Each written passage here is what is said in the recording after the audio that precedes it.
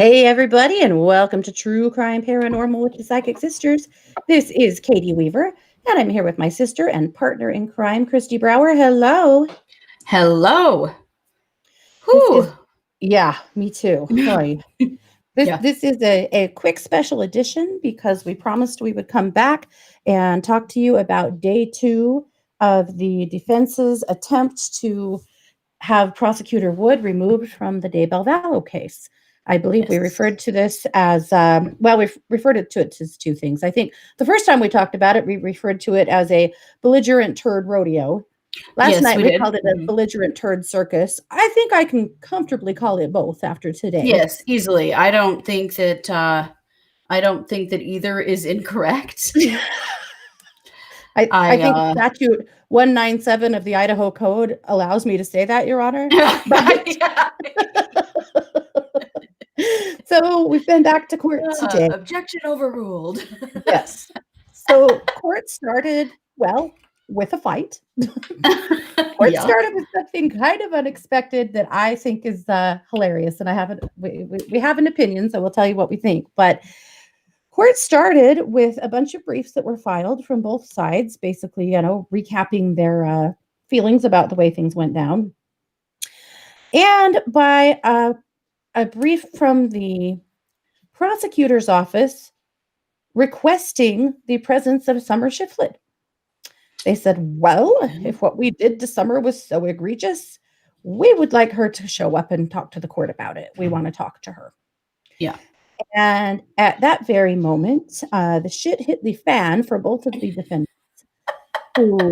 attorneys who both, oh my God, they were so visibly pissed off and shaken.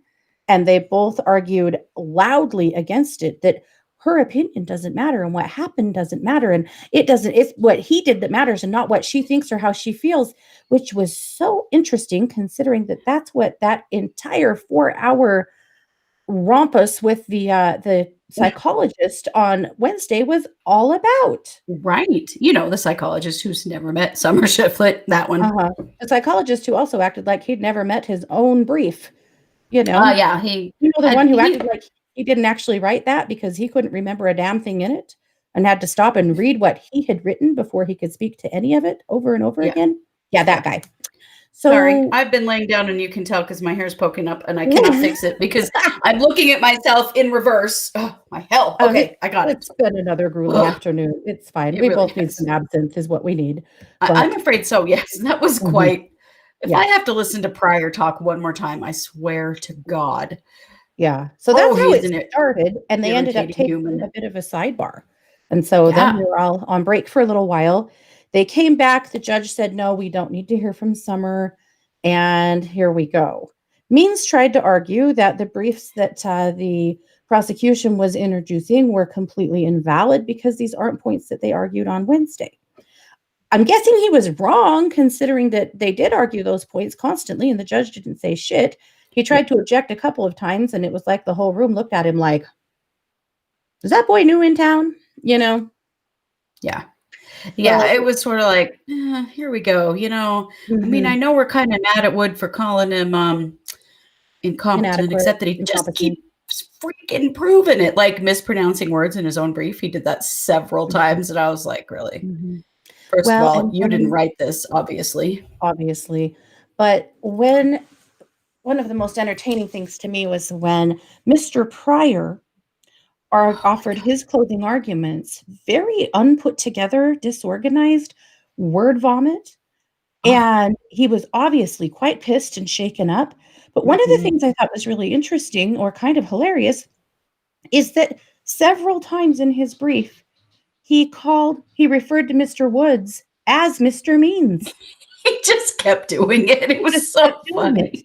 And then he referred to Summer Shiflett as Miss Vallow. Yep. It was just gobbledygook. I don't know how much he had to drink on the break, but good God. He just kept talking in circles and saying the same ridiculous bullshit over and over and over again. He called Prosecutor Wood a liar over and over again. And I am yet to understand what calling him a liar had to do with anything in this hearing other than just being an ass. mark my words, those are words that Pryor is going to live to regret. Mm-hmm. Over and over, he asserted that Woods is a liar and a cheater. He's going to be sorry. He's going to be sorry. They, they have fired big shots at Mr. Woods and failed. Yeah. Now, when it was Means' turn to talk, he basically reiterated what Pryor said, mostly, in lots of different kinds of ways, tried to say this isn't very fair. And I don't like it that people are mean to me.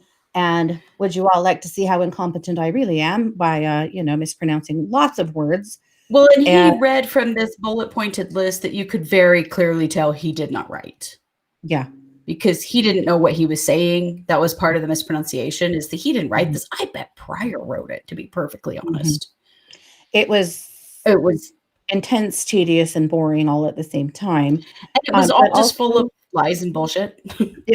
Full of lies and bullshit, but mostly Woods was visibly shaking. Or not Woods, I'm sorry. Jesus, now who am I? Pryor? Jesus Yes. Christ, get a hold of yourself. We're not on you. When Means was speaking, he was visibly shaking, and his voice was shaking. And it got louder and louder and louder and louder until he was absolutely shouting at the court. Mm-hmm. It was, dude needed a gummy right then and there. He did. Awful. He was really freaking out. Well, and Evans, who was Wood's attorney, had to object several times during their closing arguments, which I think is interesting because you don't see that very much, because they mostly can say whatever they want, except that they kept using hearsay. Yes. And you can't say hearsay in a closing argument. And so they kept getting objections. And then, of course, Means kept objecting during Evans' closing arguments, and he kept getting overruled because he doesn't know what the hell he's doing. You could almost even see Pryor roll his eyes. Oh, yeah. Yeah, almost Pryor was could. probably texting Wood, sit the hell down, shut the hell up. You mean Means. You mean Means. God damn it. Pryor's done it to us too. It ruined my brain. Yeah, Means. He probably was. I need to talk to the bar about this. Yeah. Yeah. So basically, when Mr. Evans offered the prosecutor's closing, he said, there's no precedent for this, for one. That was one of the biggest things here, is there is no precedent for what these guys were asking for. There just isn't one, particularly in Idaho, but across the board. The judge found one thing in a court of law in 1954 in New York that basically supported the prosecutor. I mean, it was basically that the burden of proof is on the defense. If you guys can hear pigs squealing and crying, you probably can. They're right outside my office yelling for their dinner. So if it sounds like there's pigs wailing, they want dinner, and hopefully someone else will have noticed that they're asking for dinner and feed them. I don't know. Wouldn't that be nice? Probably not. But when our little boar Zig gets hungry and starts wanting to eat, he starts putting on quite a show. So you can hear a piggy show going on. There is one going on. Anyway, but when Evans, offered his defense, basically he said, there's no precedent, for one. There's absolutely no proof that what Mr. Woods did has swayed anything, because we haven't even heard any testimony, so we couldn't possibly know.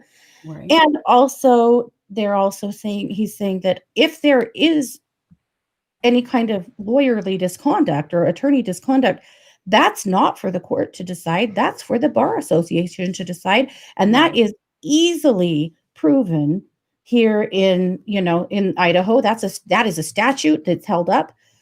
Those are his main points. Anything else? Well, mostly that just they didn't prove anything. That the burden of proof was on the defense attorneys to prove that Wood had done anything, and they didn't. It was all a bunch of conjecture by a couple of so-called experts who had not talked to Summer Shiflett, had not evaluated any testimony on her part, nothing. And so it was all just a big bunch of conjecture on their part, and that there was no proof whatsoever that any of this was, in fact, what they said it was. No. Additionally, the prosecution, Mr. Evans, as well as the judge, fell back on the second witness and things that he said to help the prosecutor's case. He definitely helped the prosecutor's case much more than he hurt it. He did. which was interesting as well. So at the end of the day, the judge, after he talked too much and basically nearly gave me a panic attack with all of it, did rule in favor of the prosecutor and basically said, there's nothing here. There's just nothing here. If you come up with something in the future, let me know. But at this point, I'm not hearing anything that would consider that. He said, Mr. Woods may choose to apologize to Mr. Means for insulting him privately or publicly, or not at all, if that's his choice. But that's about the only thing that he could recommend in this matter. Yeah. So why did they want to call Summer Shiflett this morning? That was everybody's question. Yeah. My opinion is that they were calling the defense's bluff. I believe that after all of that dog and pony show on Wednesday, they went back to the evidence, because the evidence was the conversations that Summer had with the police officers after she met with the prosecutor. Yeah. She sat down with them twice for a total of more than 3 hours. And my belief is that they went back to those tapes, watched through them, checked out her demeanor, her behavior, the things that she said, the way she behaved, and decided for themselves, there is no bias. This is what they're saying is definitively not true. We are very comfortable calling her to the stand to talk about her experience and to prove it. I think that the defense knew that they were calling their bluff, because obviously the defense knew. They knew that was true because they didn't call her. And why didn't they call her? Right. They Nobody could have called her put this whole thing to bed had they called her, but they didn't. because they tried to make all this entire thing about misconduct. Yeah. They were trying to prove misconduct, and they've now lost that, which means good friggin' luck trying to prove it ever again, you know? Yep, absolutely. Abby is a bartender. She's on her way to work shortly. She's going to have a shot from Mr. Wood. Me too. Yeah. Justice for Tylee and JJ. Absolutely. I felt way too invested, super nervous. I told Kristi, my God, why am I so wrapped up in this? I know, but I was too. Prosecuted either way, but I can't help but listen to it. Well, like Mouth of the South says, I call Mr. Means Mr. Potato Head. I wanted somebody to punch Pryor in the mouth so he would shut the hell up. He kept talking in circles. Yes. Oh my gosh, you guys, you cannot. It was just insanity. He said, here's something that he said that I was like, you're just a prick and everybody knows it, bro. He said, at the risk of this coming back to bite me later, in Ada County, the prosecutors are way more professional than this. Oh, yeah. Well, I mean, he accused me, Wood, of being a liar, a cheater, having committed a crime. They kept trying to make this that it was a crime. And he had done something criminal. I mean, they're going to be so friggin' sorry that they have pissed him off to this level now. Well, and here's another couple of things to consider. This is something that I did not catch on Wednesday, but listening to Scott Reich last night, he said, one thing that caught my eye, which this is why I like Scott Reich. I know some of you guys don't. I know some of you think that he doesn't know what he's talking about. I don't want to argue that with you. I think that sometimes he has insight that we don't because we're not attorneys. And this is what he said that grabbed me that I hadn't considered. He said, did you notice that Mr. Pryor said to the judge when they were arguing against solving this with briefs, that this is already getting too expensive? Yes. Okay. Yes. He said, you don't talk to the judge about money. And if he's saying that, that means his client's running out of money. He also did a little quick math thinking about how much this whole event has cost each of the defendants. And he figured it was somewhere in the $6,000 to $7,000 range. Wow. So $6,000 to $7,000 all said and done. So since we think Chad's footing the bill for the whole thing, somewhere between $12,000 to $14,000 that Chad has just spent for absolutely nothing. Yeah. So all of those threats that Pryor made to the court today, that if you don't get rid of the prosecutor today, I will, and in the nastiest, I will find every single witness, and I will interrogate them, and I will bring them in here, and I will put Mr. Wood on the stand. Can't do that. And I will make him tell me if he was improprietous, because now I can't trust anything he says or does. Yeah. Which again, the drama It's like he put a knife to Summer Shiflet's throat. Good God. It was so and ridiculous. the threats that he made were unfriggin' believable. He's probably not going to do that. Why? No. Because A, they got smacked down today. Yeah. B, his client can't afford it. Right. If these two had public defenders, it is extremely unlikely that this would have ever shown up in front of a judge because it was frivolous. Mm-hmm. And they can't afford it. There was no standing for this. No. He was extremely disrespectful to the judge. Pryor was, Brown-Eyed Girl. I absolutely agree with you.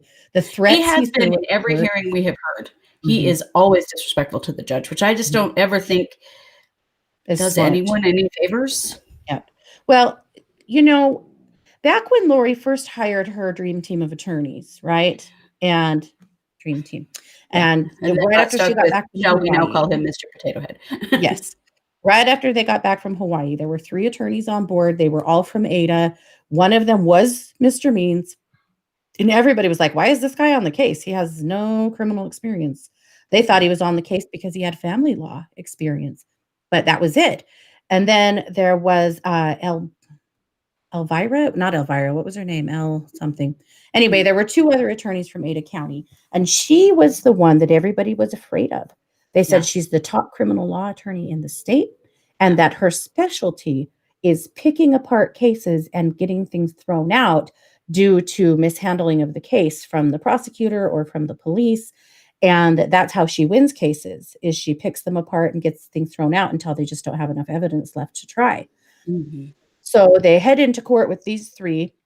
You guys remember Lori had her bright jailhouse lipstick on. She was the belle of the ball. She was all cute and smiley and happy and gave that sneer to JJ's grandparents. Remember this court date, right?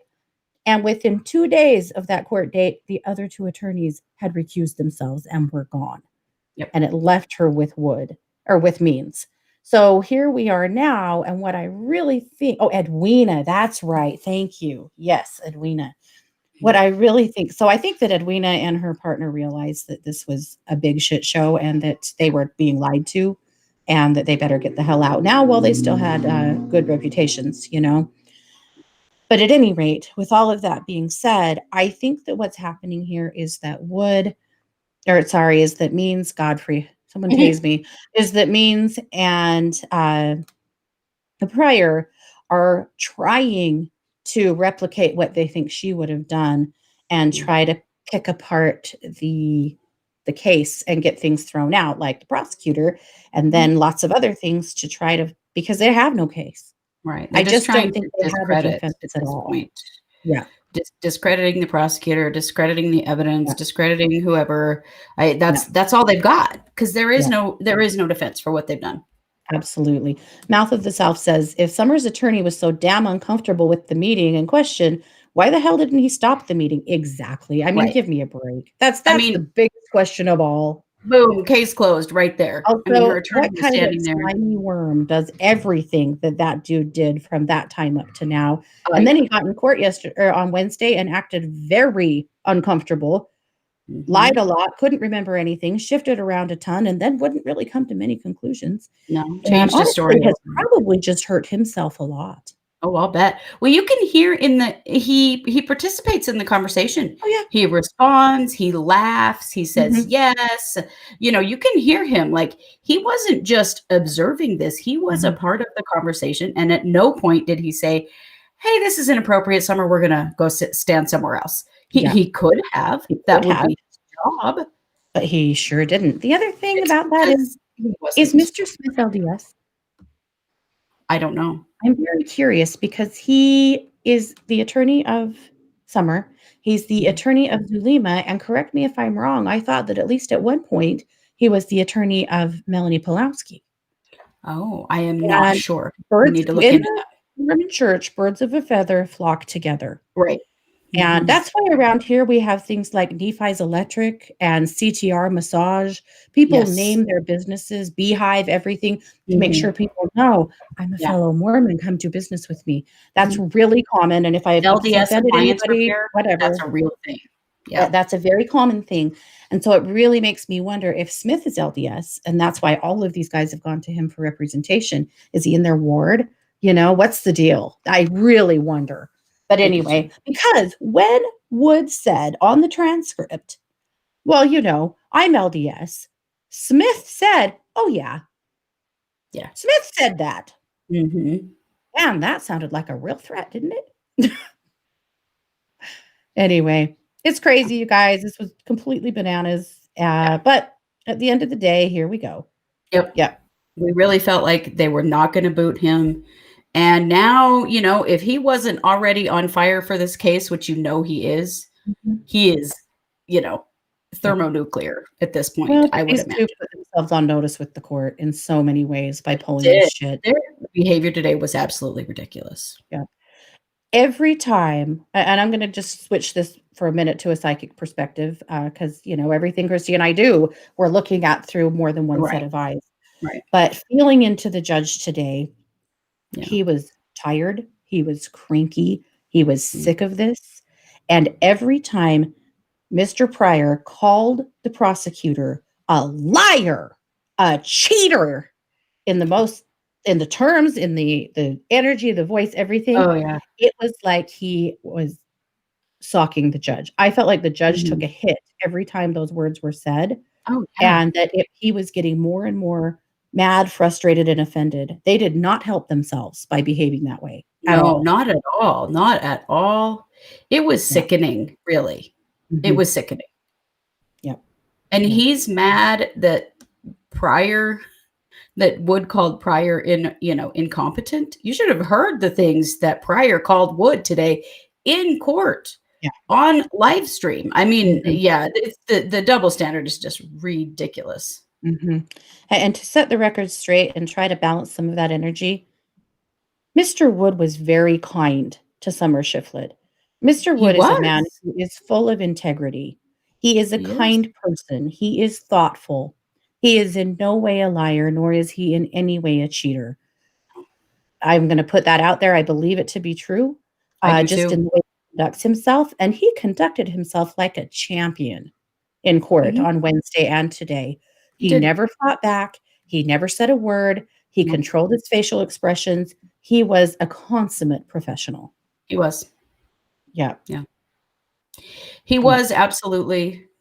And in 2017, Summers lawyer Smith was in trouble with the licensing authority. Thank you, Shani. We will look into that. Yes, we will. Well, he may be again.